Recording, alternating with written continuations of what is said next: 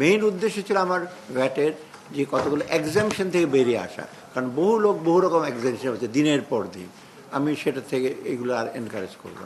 এর মধ্যে হয়তো দু একটা পণ্য কিছুটা এফেক্ট হয়েছে, লোকজনের কিছুটা কষ্ট হচ্ছে, সেটা আমরা চেষ্টা করবো লাগু করে যথাসম্ভব। তারপর তো ইনকাম ট্যাক্সের ব্যাপার আছে, আমরা দেখবো যে অন্য ট্যাক্স বার্ডেন যেন কম হয়ে যায়, এটা দেখবো। অর্থাৎ আপাতত আমাদের মেইন কনসার্ন হলো মূল্যস্ফীতিটা যতটুক সম্ভব যত তাড়াতাড়ি আমরা এসে করতে পারি, সেটাই সবচেয়ে বড় চাই। সাথে সাথে আমাদের হলো লোকজন আয়ের উৎসটা, এবং কালকে তো আমি সারাদিনই প্রায় অলমোস্ট ব্যবসায়ী না ব্যাংকারদের সাথে বসছি, কীভাবে ক্রেডিট ফ্লোটা বাড়ানো যায় প্রাইভেট সেক্টরে, কীভাবে তাদের আরও সাশ্রয়ী করা যেতে। আর বিশেষ করে আমি বলি সেন্ট্রাল ব্যাংকের ডেপুটি গভর্নর তিনজনই কালকে ছিল, যে সিএসএমই স্মল অ্যান্ড মিডিয়াম এন্টারপ্রাইজ আপনাকে কীভাবে ক্রেডিট দেবেন, খালি বড়দের বলে তো চলবে না। তো আমরা চেষ্টা করছি বিজনেসটাকে এসে করতে।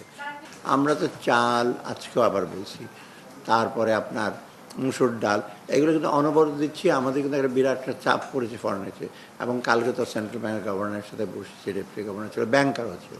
তাদেরকে আমরা বলছি যেমনি হোক আমরা ফরেন এক্সচেঞ্জ আমরা সাশ্রয়ী আমাদেরকে প্রোভাইড করতে হবে আমাদের, এবং এটা আমরা অতি প্রয়োজনীয় জিনিসগুলো আমরা সরবরাহ কোনো দিন আমরা কমতে দেবো না। এর মধ্যে চাল একটা, ডালটা একটু টেম্পোরারি, মুসুর ডাল